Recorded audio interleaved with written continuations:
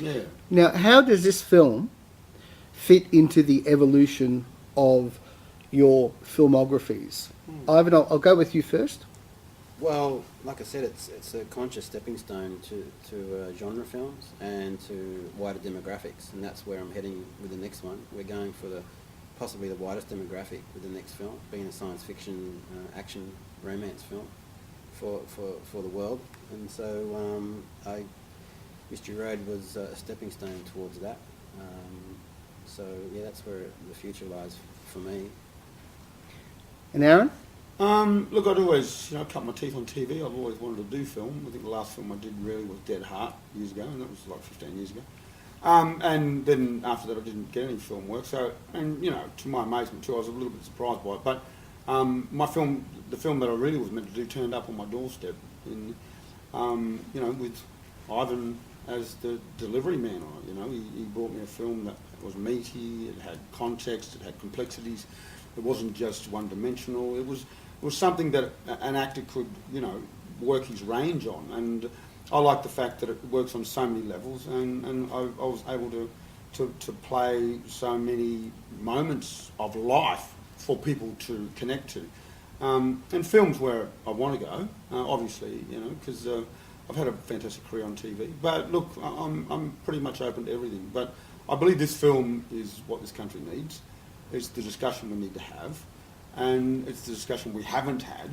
But it's just a human discussion, and if we can all be grown up and mature, then I think it's a point of reference for helping heal the country in so many different ways. I mean, that's what our stories are about. We want people to come and step into our world, whether it be on mainstream TV or not. We just want you to share it, realise that we're in your life, and once we're inclusive, then all the rest of our people don't feel excluded, and so it's actually, it's a great piece of medicine in that way, and that's how I see the films that I want to be a part of, and this is a great stepping stone for it. I mean, it's characteristically one of the best projects I've ever done in my life, and it's the person that I was side by side with in it all, Ivan.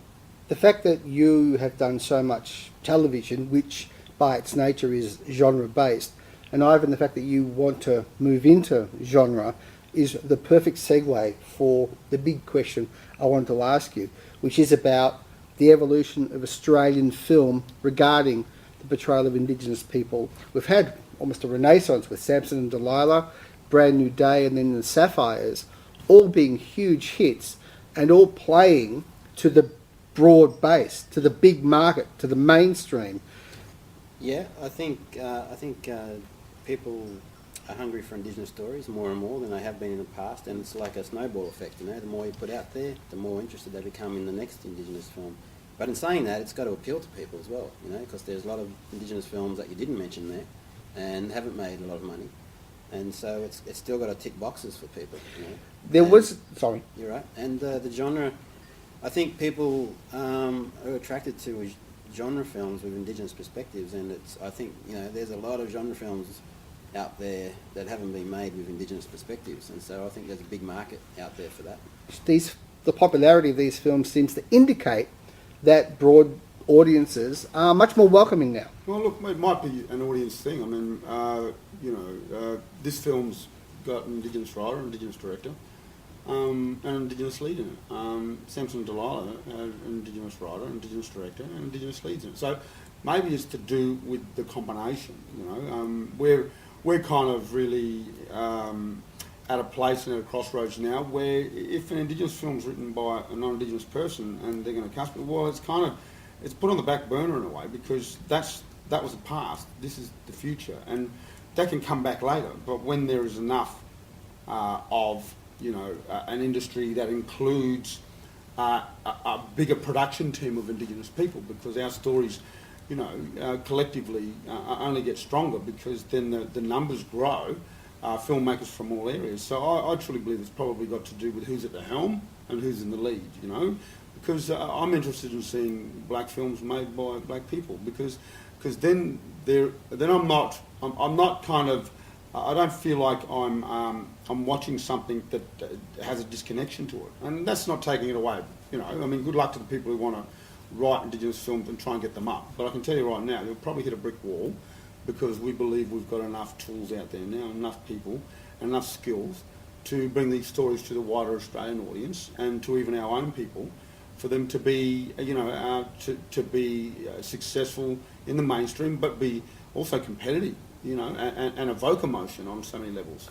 And Aaron, to your credit, your performances in Wildside and then in Water Rats must have contributed to the acceptance of basically white audiences seeing Indigenous actors on screen in non-race related, for the most part, roles. Yeah, no, well, Jim, look, I like to hope so. I mean, I think the legacy started a long time ago. There's been a lot of pioneers that have been chipping away, and I'm not going to take total credit for it, but look, I landed in a really lucky place, and there were a lot of people who supported me, and I came across the right people to give me the opportunity.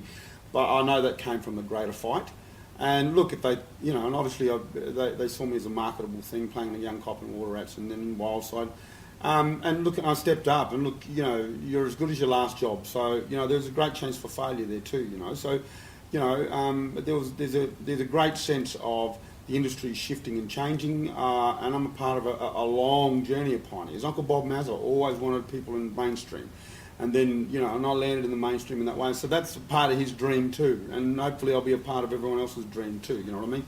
It's a great story, and it's a great journey because it gives what we do purpose, and it just doesn't become about the red carpet and the fame and the jobs that you might get. It's a bigger picture, and it's about us representing our own soul on television. And I'm forever grateful, Jim, forever grateful. And then, and it moved on to the circuit, which is another piece that worked beautifully, Why didn't I mention that? Can we pretend that I mentioned that when I asked the question? Because that was a great show. But also, I mentioned the circuit because you said I was in a non-cultural based role, but in the circuit I was. Yes, that's right. So you were right to say that it was separate. And then it moved on, so people saw me in the mainstream, and then they travelled over to this Indigenous world, and they went, oh wow, what's this? So it worked, they worked together. Because, I suppose the mainstream roles, because someone said to me, only Dot West, who was part of Galari Media and that, who was involved with the circuit, she goes, oh, well, this is going to be the hardest role for you, this circuit one, Aaron. And I went, oh, yeah, probably only Dot. She goes, because now you're playing one of your own people. And I said, okay, that's interesting. Because she was saying, yeah, you can play all those mainstream stuff, but now you're coming back across. So, there's great beauty in it, and there's great, and all the technique and the skills allowed me to do a good series like the circuit and share it with a mainstream audience. I mean, the amount of responses I get from all that stuff's beautiful. And now it leads to this, because Ivan is not just a filmmaker, but he's an audience member, and he goes, right, well, this is a marketable thing too. And the collaboration has taken us in this direction for Mystery Road, which I'm immensely proud of. This is a criticism of the film, but it only came to light when I saw the movie a second time.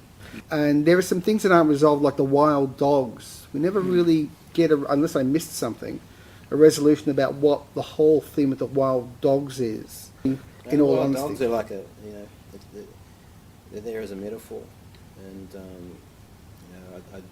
I don't like things explained or everything explained to me as an audience member, and I like to have a bit of leeway there to use my own imagination. But there's just a general metaphor there for the dogs representing the peoples, because we've got the dingoes and the introduced dogs, and they've come together and bred this mutation, kind of wild super dog, and I guess all the people are just they're all kind of dogs. They're all representative of these wild dogs, and you've got the native and you've got the introduced, and you've got them mixing together into this big metaphorical kind of soup. But I didn't want to let that take over the film, and I just wanted it there as an element. And as far as it's and the whole Mystery Road thing is also a metaphor for me as well, because for our Indigenous people, life at the moment is a mystery road. It's a big mystery. There's still a lot of cold cases out there. When you look at that land, it's got stains of blood all over it, and there's people out in these towns are not thinking about the future. It's all a big mystery. So. And I think to have a sense of not everything being all the knots not being tied together in a neat little package. That's life. That's life out there.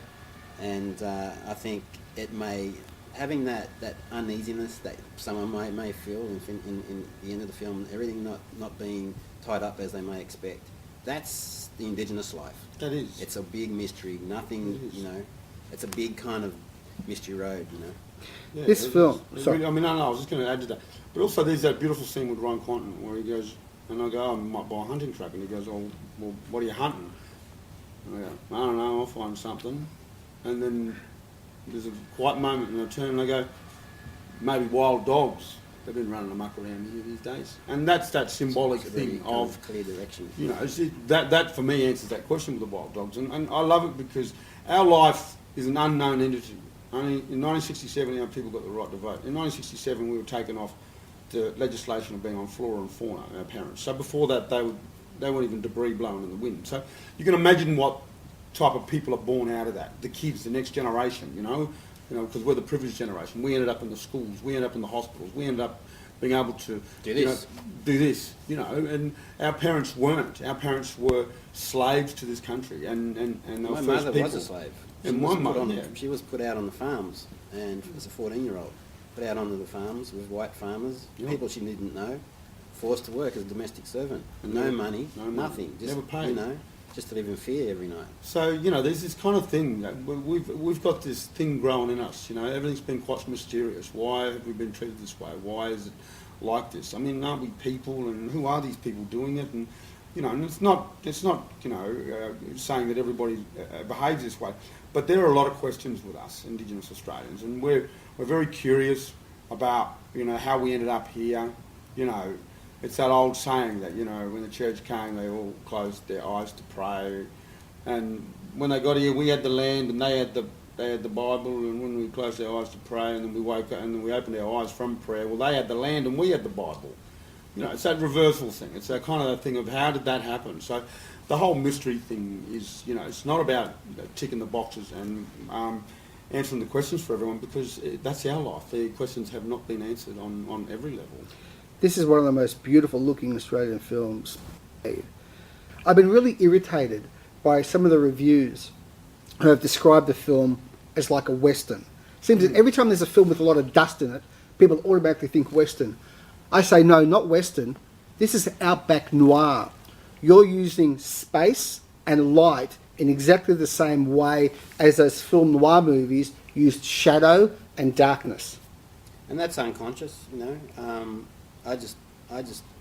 a very innate, I guess, with visually. I know I just do what naturally comes, and spend, even though I shoot the stuff, shoot my films, I spend very little energy in that aspect of it. It's just probably 10% of my energy goes into the look and the camera. Everything else is on these guys and on the grips, on the gaffers. You know, it's for me, it's just, you know, something I do, and I've had a photography background, and you know, I wasn't even going to shoot this film. Someone else was going to shoot it. Then in the last few days, it was like handed over to me. I said, okay, so all right, I'll just do it the way I want to do it. So.